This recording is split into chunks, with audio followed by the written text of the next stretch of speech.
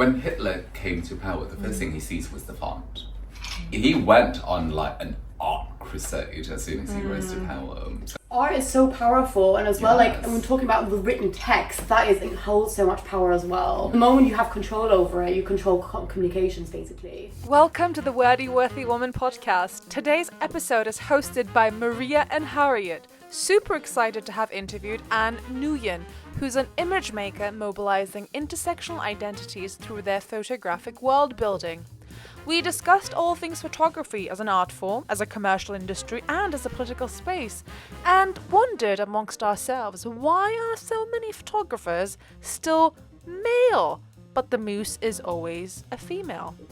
This episode is slightly shorter than is tradition, but we did so to bring out the best version of our conversation out to you. Alright, let's go, let's judge it out, shall we? I know you mostly for your photographs, but would you like to sort of like talk about what you do in your practice for people who don't know? So for people who don't know, I invent a purpose for myself and my practice. As a photographer, yes, like my work is more on the image making side of it because like I know the photographic discourse, but also disagree like vehemently with a lot of my practice is informed by kind of like my studies in anthropology, like design histories and styling. I am not an artist. I know you guys come from the art world and are very well versed. If we can bring it down to sort of a lay person's understanding of this. Yeah. So how did you develop your style? I'm at a point where I'm ready to accept that I have like visual synesthesia. Sorry, I'm at a point in my life where I'm ready to accept that I have visual anesthesia as well, because like sometimes I listen to music. So what do you mean by that? Your senses are... Yeah, so like I could listen to like music and it would be like, okay, like this so and so relates to this structure, and I want to assign this kind of like visual identity. When to you this listen narrative. to music, do you have like quite a strong visual sense Yeah. of music? Really? Yeah. Like visual and material as well. Oh, Like wow. this music sounds like cloth. I'm just like, yeah, linen. So like for example, the series of work I made before like that Sleeper project with Nikkei, I think at the time I was listening to like the Wicker Man soundtrack. Oh, I love Wicker Man. Like, So good. Especially like the folk tracks from it, like Willow's song, Fuck Me, She Is So Me. And to like listen to that and I'm just like, okay, for this like string of like productive outcome, everything has to be taken during golden hour. Because like for some reason I just kind of like associate that soundscape with that kind of lighting, that kind of like colour scheme. So then it's sort of kind of like, it goes like, okay, I'll take a picture and then see what comes next. And then like, eventually a structure came out of that, and because also kind of like, I mean, if you're going to make work about yourself, you might as well lock in and like analyze yourself to fuck to see like what you actually are trying to say without sounding like you're inventing a purpose for yourself. So when you take photos as well, do you also sort of like, is music a very much big part of it when you're shooting as well, or My depending? listening hours this year is 140,000 minutes. Who was your top artist? Wait, Smurs. Whoa. Yeah, holy shit, that album. Where do you think the backlash against the arts? Because I feel like there's always been a backlash because people are, I don't know, probably quite snobby about it, and everyone said like, go get a STEM degree, otherwise, you know, it's not worthy of anything. Why do you think there's been a pushback in recent years? Why this sort of flavour of pushback with artists has come from, and why do you think that it's gotten to the point where if you want to go to university for anything apart from STEM, you know, computer engineering degree, that's seen as, you know, you're wasting your life? You know, where does that hatred of the arts or just degrading of the arts come from, do you think? So if we go back to the Industrial Revolution... Take a seat. the thing is this, Join it's us. like...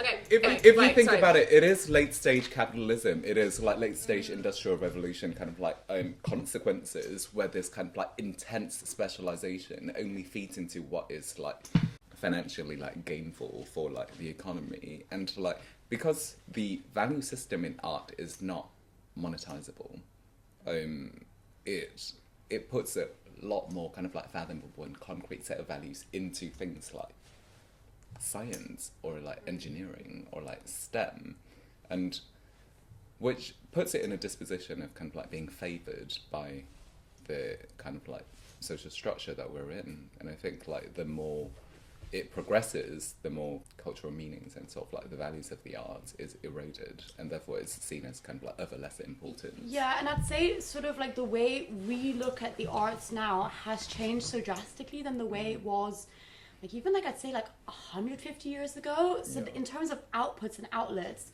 like as an artist now, they're much more limited. And but in the same way, like we look at artists as fine artists now, Yeah.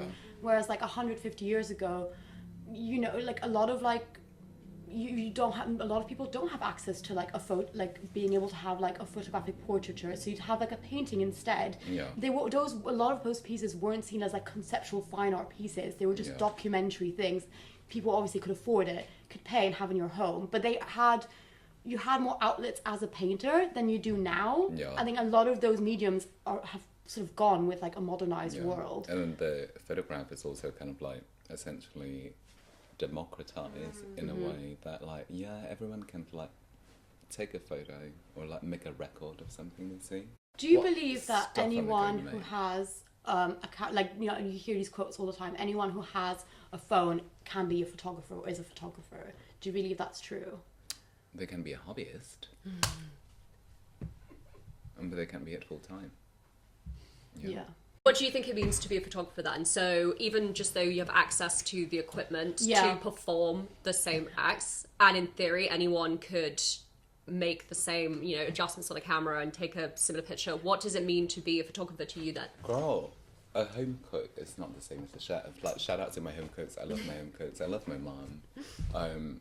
But like in the same way, like just because the cultural output is in the same larger category doesn't mean that there are not different kinds of photographs. I'm sorry, like a normal Yeah. person would not have the required set of skills to take that picture. Do you Or, like- remember the Marks and Spencer adverts? Like, this isn't just any food, it's Marks Yeah. and Spencer's food. And they were so unnecessarily horny. Like, it wasn't that they had, like, to be fair, the music was a little bit, like, jazzy and ooh, but the photography was the thing that made it horny. Do you find with, like, advertising that, what's that lens? Just explain what's going on Okay, there. advertising is, I mean, it's, from a fine art perspective, it's kind of like looked down upon because it's kind of like reproducible consumption material for the masses. It is about the most abstract thing you could ever think about because like whatever you're doing, you're selling a concept, but you have to make it like fathomable to everyone looking at that piece of media. Let's say like perfume adverts is probably like one of the most difficult arts there is. Yeah. You will never smell it from watching the advert,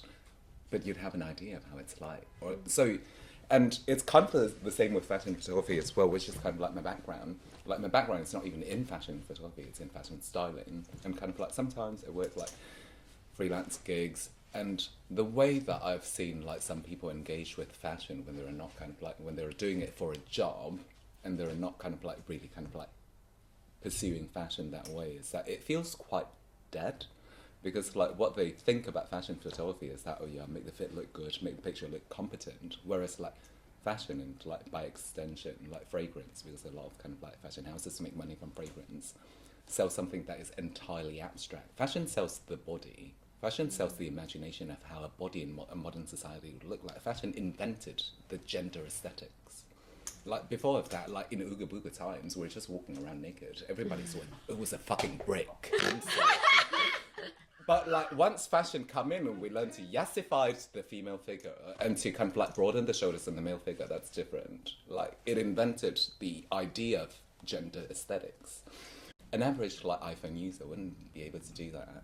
And I'm not saying that it's like, oh, it's in the concept. It's in everything. It's in the concept, but you also have to execute it to perfection in order for this message to come through. And like, say with the M&S food ad, like you're not tasting the food. You don't know how it tastes like. You're gonna have to orgasm to it, like to sell the quality of the food. You're not selling the food. You sell the quality of the food. And most of the people, when they see this advert, haven't even tasted it yet. So you're imprinting the experience of something that they've not experienced before into the person head to drive consumption. It is meticulous. It's insane. Tie Harriet into this because you've done modelling before for quite like big, for like big campaigns as well. Wouldn't get that far. You I was a were the model- Cartier stick chick. I have worked for big labels. I've worked for Burberry, L'Oreal, Cartier. So when Skinny. Yeah, I've been put out to pasture many moons ago. So this is going back to like the early noughties where I was a model. I was on Model Swan. Yeah, I did a bit of runway, bit of fashion photography, hair photography. Yeah, pretty much of everything. When you saw the final product of yourself within those images, what was like your connection to it? It was seeing the images of myself, very glamorous images after 4 hours of being in hair and makeup under sweaty lights, having no idea of what I was actually being photographed like, was fascinating because it felt like a different person. So it was someone else's idea of who I was, who didn't really understand me. So the way I would photograph myself and my friends looked in a certain way, and having a completely different, not just like hair and makeup environment, but someone else's being their vision. So we were talking about Like muses. someone else's gaze. Yeah, exactly. Like we were talking about muses earlier, and there'll be photos of me, and my nose would be different, and they'd completely photoshopped my nose to be a different nose. That was kind of weird and put you in a slightly awkward, like, who am I looking at? Also, like, I never thought my nose was the problem. I know, exactly, yeah, but it wasn't that. Who knows? Yeah, exactly. We're starting with the dad jokes. Love it. The process of like being looked at by another person, I mean, and a lot of times when you're dealing with professional photographers, they're often men. Oh, Do you yeah, think that always process can be men. very objectifying? Or not? Like, what was your experience like with that? It's now you say it's difficult because I think I've only been photographed by like a handful of women, so the vast majority of them men. I didn't feel like objectifying by them because usually in a room full of people, and what I did find interesting is that the models are usually not involved in like the concept, like the sort of mood boards, the stylists, the photographers, the hair and makeup would always be talking to each other, and I would never be involved in those conversations. And I thought that was a little bit weird because you are the center of the image. You're the final image, but you're actually not. You're not involved in it. Your opinion doesn't matter. It's not a collaborative effort. It's a collaborative effort by those people. Mm-hmm. And I think maybe that was just sort of a lot of the work that I do is very commercial. So if I was maybe doing a bit more editorial, maybe the model's personality or opinions might have been held a bit more gravity. But it really didn't. So a lot of the stuff I did would be like e-commerce, and you get put into outfits and hair and makeup, and then you have to do some very, very particular moves. Yeah, exactly, the broken doll. Yeah, it's like, very stringent, especially with e-commerce where they, want everything to look quite like uniform. So there's not a lot of room for personality. Do you think there should be involvement from the model? Oh, of course there is. It happens like since the selection process. So like on any level of kind of like fashion production that's higher than kind of like doing like an ASOS catalogue, you want the model to look like inseparable from the fit. Like when someone wears something well, it helps so much better than when they don't. So when the fit looks right on someone, great. When the model's body language fits the brief of a shoot, also great. So like sometimes you really have to like not just allow but facilitate these things to happen, so that kind of like it's not just kind of like, oh, someone goes and says like You're just inserting someone there and then chucking clothes on them and just which like is why, do your thing. Which is why we have the supermodels. The idea of the artist creating in like turmoil and isolation is a romantic myth. Like being an artist is a job. You have to know your competition. You have to know the stuff that's being put out around you in order to so-called engage with the discourse of your medium. So like it's like being like in other jobs where you're being aware of like other firms, other companies. Like you have to be aware of the kind of the expectations of the level of cultural output you have to produce, and therefore like you feed the right thing in. Like of course like you can't consume everything, and if you do your research well, you have like a good curation of things to sort of like both influence your work and also like for you to kind of like enrich yourself from, and then you make an authentic response from that. But like being an artist does not excuse you from not doing your research. Mm-hmm. So Anne, what can you tell us about the industry for photography? Do you enjoy it? I don't enjoy the photography industry, I'm so sorry, but like it is a big circle jerk. Like I literally don't enjoy it. Which is also why I call myself an image maker. But the people who are nice in the industry, so nice. Like Gina Calypso, love the girl. She's very supportive. Or like Laura McCluskey. It's always the women. This is it. I feel like it's photography in general. It's seen as quite like a feminine practice, and yet a lot of those like photographers are men. I mean, even we were talking about when you were modelling. Yeah. And I mean, I also work amongst photographers. Obviously, it's a very different field to what you do. But all of the photographers, when they show up for stuff, it's always men. I rarely see women in the field as well. It's funny going back to the whole like, you know, value of STEM versus value of art.